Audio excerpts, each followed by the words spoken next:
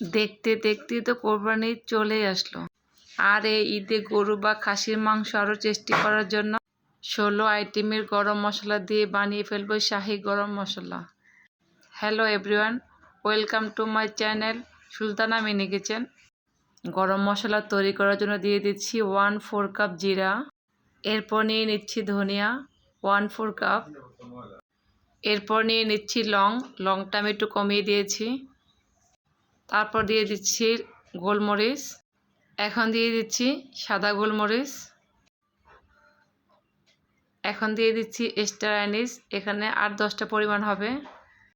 এখন আমি দিয়ে দিচ্ছি 8-10 গ্রামের মতো জয়ত্রী।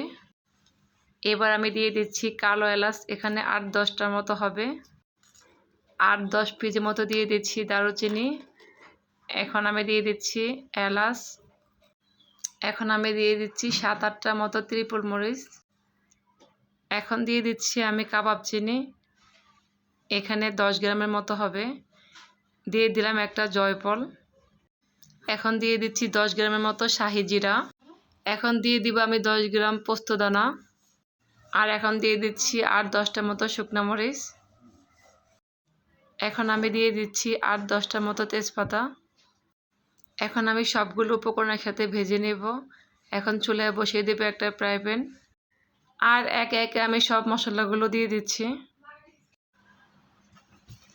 আর আমি প্রথমে সবগুলো বড় উপকরণগুলো আগে ভেজে নেব, আর ছোটোগুলো আমি পরে দেব। এতে করে আমার জিনিসগুলো পুড়বে না। প্রথমে আমি বড় গরম মশলাগুলো আগে হালকা আঁচে ভেজে নেব। 1 মিনিট ভাজার পর আমি ছোটোগুলো মিশিয়ে নেব। আর ভাজার সময় অবশ্যই আপনারা লো হিটে ভেজে নেবেন। ইচ্ছা করলে আপনারা রোদে শুকিয়ে নিতে পারেন, এতে করে আরও ভালো হবে। আর চুলার হিটটা যদি আপনারা বাড়িয়ে ভাজেন, এতে করে মশলার কালার নষ্ট হয়ে যাবে আর খেতে তিতা লাগবে। আর হালকা আছে আমি 1 থেকে 1.5 মিনিট ভেজে নিয়েছি। এখন আমার যে ছোট উপকরণগুলো আছে এগুলো আমি এখন মিশিয়ে নেব। এখন আমি দিয়ে দিব শাহি জিরা আর পোস্তদানা। আর এগুলোকে আমি লো হিটে আরও 30 মিনিট ভেজে নেব। আর খুব সুন্দর একটা গ্রান চলে এসেছে। এখন আমি এগুলো চুলা থেকে নামিয়ে নেব। এখন আমি ব্লেন্ডার জারে সবগুলো মশলা ঢেলে নিচ্ছি। আর অবশ্যই গরম মশলাগুলো একটু ঠান্ডা করে নেবেন। অফ ক্যামেরা আমি মশলাগুলো গুঁড়া করে নিয়েছি, আপনারা ইচ্ছা করলে শিলপাটায় করে নিতে পারেন। আর ব্লেন্ডার করার পর আমার মশলাগুলো মিহি গুঁড়া হয়ে গেছে। তারপর আমি গরম মশলাগুলোকে একটু চেলে নেব। আর অবশ্যই একটু চেষ্টা করবেন চেলে নেওয়ার জন্য। আর চালার পরে যে বড় অংশ থাকবে এগুলো আমি ব্লেন্ড করে আবার চেলে নেব।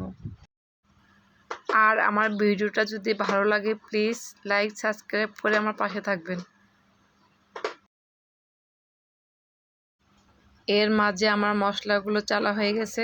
এখন আমি পরিবেশন করে নেব একটা পাত্রে। আর গরুর মাংসের শাহী টেস্ট আনার জন্য অবশ্যই এই গরম মশলাটা বাসায় ট্রাই করবেন। এই শাহী গরম মশলা দিয়ে মাংস রান্না করলে আমার বাসায় সবাই খুব পছন্দ করে।